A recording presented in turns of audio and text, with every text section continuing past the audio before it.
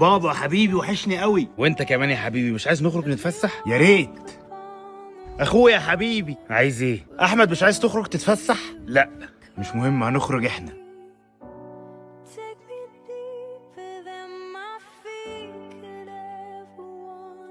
كان يوم جميل. يا رب دايما يا حبيبي.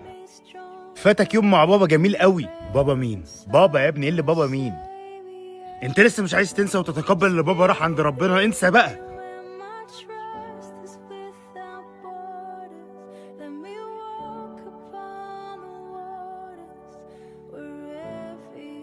انت اللي بتقول لي كده؟